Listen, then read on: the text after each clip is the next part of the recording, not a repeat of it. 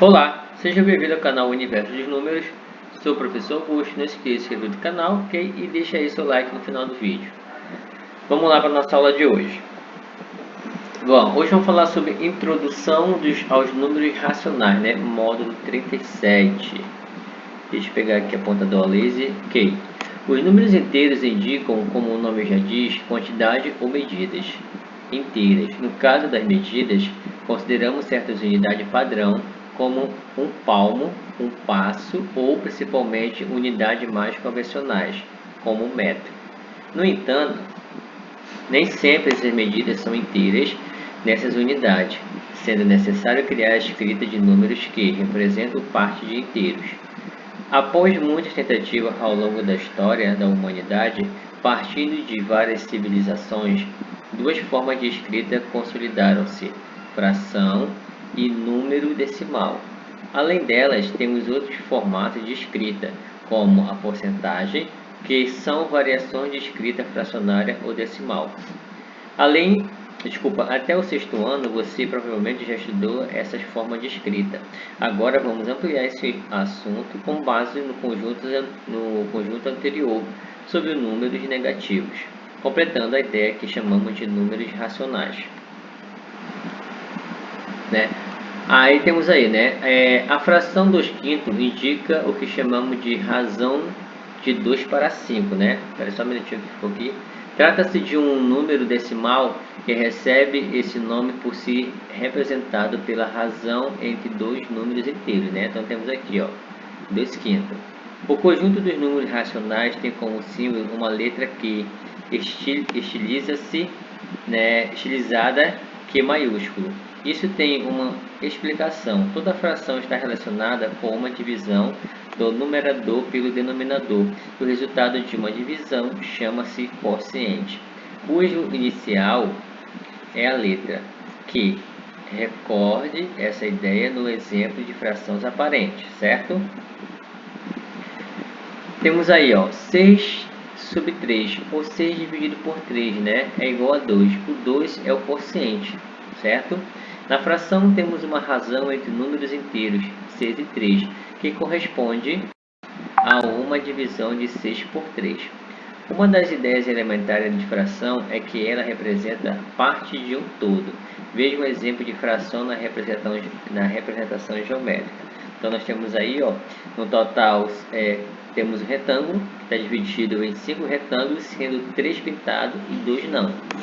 3/5 do retângulo está colorido de verde, né?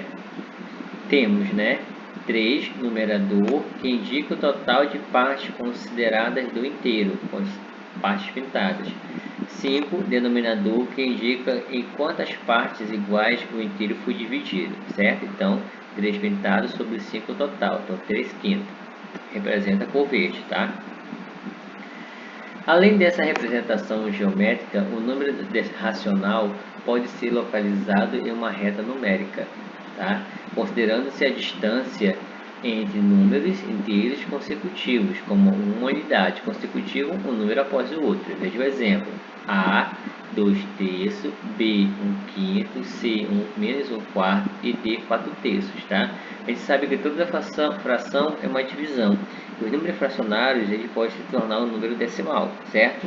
Então nós temos aí, ó, A, 2/3, tá aqui, ó, está representado aqui, certo? 2/3. Por que ele está representado aí, certo? Porque 2/3 é a mesma coisa que 0,66, tá? Deixa eu colocar aqui. Lembra que eu falei toda fração é uma divisão.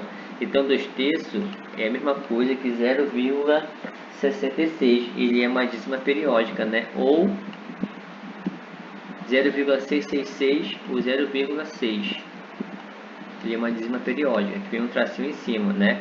Então ele está entre 0 e 1, né? Então daqui até o 1, né, eu posso contar 10 partes, né? Então ele está bem aqui mais ou menos 0,6 ou 2/3, ok? Aí nós temos B, ó, 1/5. A gente sabe que toda fração é uma divisão, 1/5 é a mesma coisa que 0,2, né? 0,2. Então ele está entre 0 e 1, né? Então ele está mais ou menos aqui 0,2, que é 1/5. Depois tem um C, que é menos 1/4, que ele equivale, né, uma seta 0,25, tá? Como está negativo aqui, ó, então é menos 0,25. 0,25 está entre 0 e menos 1, tá? Menos 0,25, então mais ou menos aqui, letra C. E a D, né, que é 4/3, ele representa 1,33333. Ele é uma dízima periódica, né? 1,333, uma dízima periódica, com tração em cima, certo? Então o D está mais ou menos aqui, ó, 1,33 está aqui, ó, 4/3, certo? Então toda fração a gente sabe que é uma divisão e pode se transformar num número decimal. Aí temos aí um pouco sobre o grupo temático, né? Vou ler aqui para vocês sobre o grupo temático. Deixa eu trocar aqui para a caneta laser, apontador laser. Então vamos lá. Os descobrimentos e a conservação, né?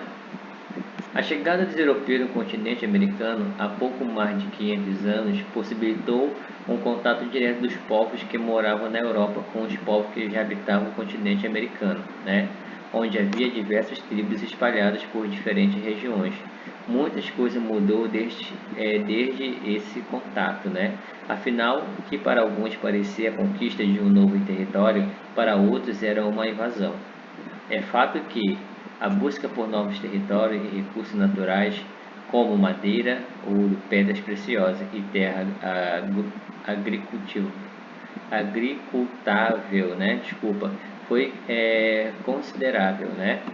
Naquele período, mas teve um custo alto para as gerações seguintes, né? O que nos inclui, certo? A Mata Atlântica, exuberante vegetação que dominava muitas paisagens do nosso país, com grande importância para a manutenção de milhares de espécies animais e vegetais, além de rios que nos fornecem água, sentiu a grande impacto dessa invasão, sendo devastada ao longo dos 5 séculos mais recentes. Muitos estudos apontam para o fato de que cerca de 12,5% dessa mata nativa ainda está viva, o que corresponde a 1/8 da mata original. Outros estudos mais recentes apontam para um cenário um pouco mais otimista, né?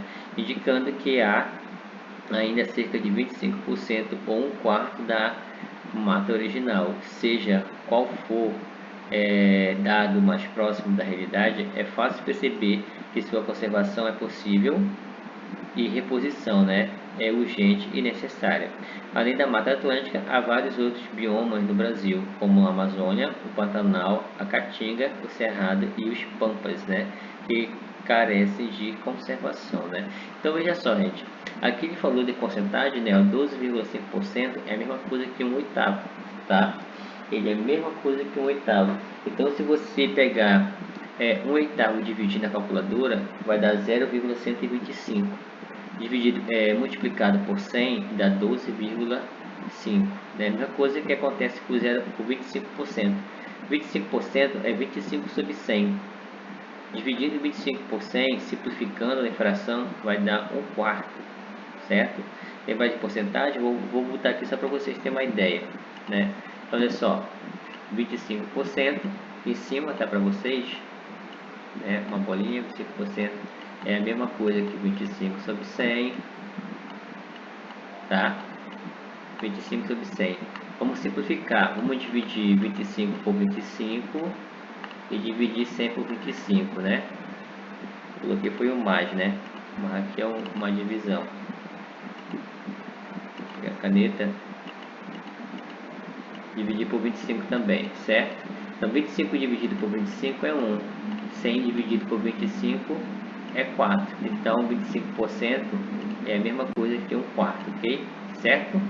Então eu dei apenas aí uma ideia, né? Então veja que 25% representa 1/4 da mata original, tá? Aí a gente fez uma simplificação das frações. Aí, né, mostra aí, né, olha só que fala aqui embaixo, no lado do mapa, do lado esquerdo, né. Na época do descobrimento, a Mata Atlântica em verde era uma faixa de 3.500 quilômetros, que se estendia por 17 estados, né. A mata tinha mais de 1 milhão de quilômetros quadrados, o equivalente a 12% da área do país, né?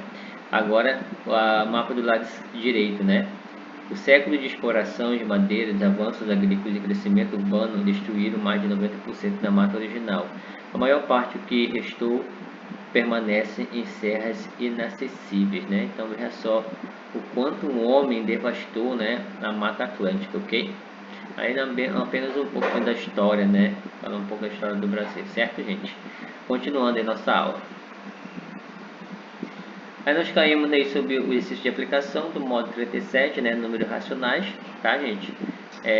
Lembrando que a gente tem que... Vocês têm que copiar, tá? Copiar toda a resolução, tá, gente? A resolução do exercício de aplicação, tá? Depois que você assistir o vídeo, faça o exercício proposto, tá? Tire foto da aplicação do proposto e manda para o professor dar o visto, ok? Então vamos lá, questão número 1. As frações representam partes menores que o inteiro, né? Frações próprias. Maiores que o inteiro, frações impróprias, né? Ou seja, ou iguais a números inteiros, frações aparentes, certo? Para números inteiros. Em cada figura, indique a fração que é representada pela parte pintada, anotando também a classificação dessa fração, né? E também é só, aqui ele fala sobre fração impróprias, né? Fração própria, fração impróprias, né? Ou números inteiros, né? Frações aparentes, certo? As frações aparentes são aquelas frações que são divisíveis, né? A fração própria são quando o numerador é menor que o denominador, e imprópria quando o numerador é maior que o denominador, certo? Então, a letra A nós temos aí, ó, figura pintada, tem um total de 1, 2, 3, 4, 5, 6 retângulos, né? Somente 4 pintados. Então, vai ficar 4 sobre 6. Certo? Então veja só, quando o numerador é menor que o denominador, é chamada de fração própria, ok? Certo? Então aí nós temos uma fração própria, tá? B, né? Nós temos aí um total de retângulos 1, 2, 3, 4, 5, 1, 2, 3, 4, 5, 6, temos 12, né? Só que pintados temos 1, 2, 3, 4, mais 6, 10. Então, nós temos aí 10 pintados sobre 12. Ok? 10 sobre 12, né? 1, 2, 3, 4, 5, 6, 7, 8, 9, 10. Né? Então, 10 sobre 12. Ok? Tá? Então, esse tipo também de fração é chamado de fração própria, tá? É uma fração própria. É chamada de fração própria. Letra C. Veja só a quantidade de retângulos, né, que eu tenho dentro desse losango, né? Sabe que todo quadrado ele pode ser considerado losango, mas nem todo losango pode ser considerado um quadrado. E dentro dele nós temos vários triângulos que estão todos pintados, né? Então eu tenho um total de 1, 2, 3, 4, 5, 6, 7, 8 triângulos. Então fica 8 dividido por 8, né? Certo? Então, esse tipo de fração aqui, ele é divisível e dá um inteiro, né? Ele vai dar um inteiro que é 1. Então, ele é chamado de fração aparente, porque eles são divisíveis, ok? Fração aparente, tá? D. Veja só que a D, eu tenho no total 6 circunferências. Cada circunferência dessa é composto por 8 fatias, né? 8 setores, ó. 1, 2, 3, 4, 5, 6, 7, 8, tá? Então, no total de fatias, eu tenho, como são 6 circunferência e uma dessa tem 8, então é 6 vezes 8 dá 48, né? Então, no total aqui ao todo, eu tenho 48, ok? Mas pintada, eu tenho somente quantas, né? Tenho 8, 1, 2, 3, 4, 5. Então, 8 vezes 5, 40. 40, 41, 42, 43, certo? Então, tem pintadas são 43 sobre 8. 8 porque são 8, desculpa, é 43 sobre 6, né? Porque são, desculpa, é 8 mesmo, tá? 46 sobre 8, porque são 8 fatias de um só, tá? De uma só circunferência, ok? Então, é só como ficou, tá? Então, são 43 pintados sobre 8, que representam uma circunferência, tá? 8 fatias de uma circunferência, tá? Então, nesse caso, ele fica determinado, tá? Ele fica determinado como uma fração imprópria, porque o numerador é maior que o denominador, tá? Então, quando o numerador é maior que o denominador, é chamado de fração imprópria, né? Certo? Então, vai ficar aí fração imprópria.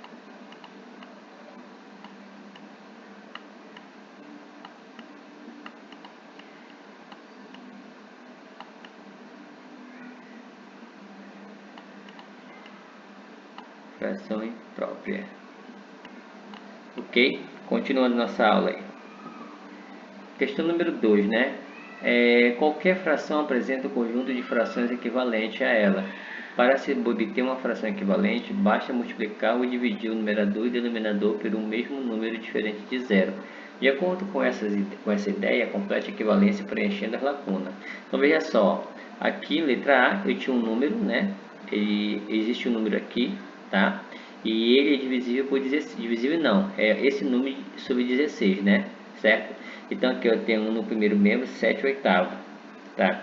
Então veja só, o denominador aqui pulou por 16. Então para o 8 virar 16, ele multiplicou o 8 pelo um número, né? Então o único número que multiplica por 8 para dar 16 é 2. Então o 8 foi multiplicado por 2 para dar 16. Então aqui o 7 também será multiplicado pelo mesmo número que é 2. Então 7 vezes 2, então aqui é 14, ok? B, tá? Então, veja só, de 3 pulou para 18. O único número que multiplica por 3 para dar 18 é 6. Então, o 3 foi multiplicado por 6. Assim, o 5 também vai ser multiplicado por 6, tá? Então, 5 vezes 6, 30. C é o mesmo caso, ó. De 5 pulou para 45. Significa que para dar 45, o 5 foi multiplicado por 9. Então, para dar 81, certo? Eu tinha um 9 aqui, né? 9 foi multiplicado por 9 para dar 81. Então, aqui é 9, ok? D, ó, de 7 foi para 42. O único número que multiplica por 7 que dá 42 é 6, né? Então, ficou 7 vezes 6, 42. Aqui eu posso fazer o inverso, né? Se 7 foi multiplicado por 6 para dar 42, né? Então 42 dividido por 6 é 7. Então o 18 eu vou dividir por 6, né? 18 dividido por 6, 3. Porque 3 vezes 6, 18, ok? Então o 3 foi multiplicado por 6, ou 18 dividido por 6 vai dar 3, ok? Aqui, ó, 9 foi para 72. O único número que eu multiplico por 9 para dar 72 é o 8, certo? Então 4 também tem que ser multiplicado por 8. Então 4 vezes 8, 32, ok? E a última F é de 4 pulou para 84, né? Então veja só, para dar 84 a gente pode fazer o fator inverso, né? Certo?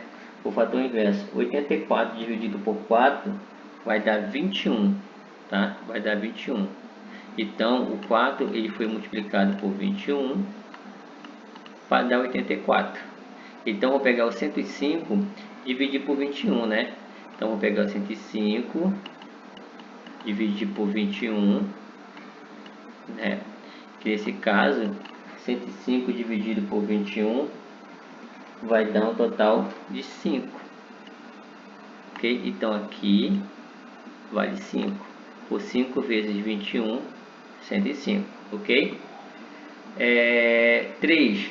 Uma fração é dita irredutível quando seus termos numerador e denominador não possuem divisor natural comum, né? Exceto o 1. Como exemplo, simplificando a fração 240, peraí que não está aparecendo aqui para mim, só um minutinho. 240 sobre 560, até sua forma irredutível, devemos obter, né? A, B, C, D ou E. Então, 240 sobre 560. Forma irredutível, né? Então, vamos reduzir. Então, aqui, ó, posso cancelar esse 0 por 0. Sobra 24 e 56. Vou dividir ambos por 2. Né? Por 2. Por 2. Passo a passo. 24 por 2, 12. 56 por 2 vai dar 28. Né? Dá para dividir por 2, mas dá para dividir por outro número, né? Dá para dividir por 4, ó. Fica mais fácil. Ó. Por 4 também, né? 12 dividido por 4 é 3. 28 dividido por 4 é 7. 7 vezes 4, 28. Então fica 7, ou fica 3 sétimo, né?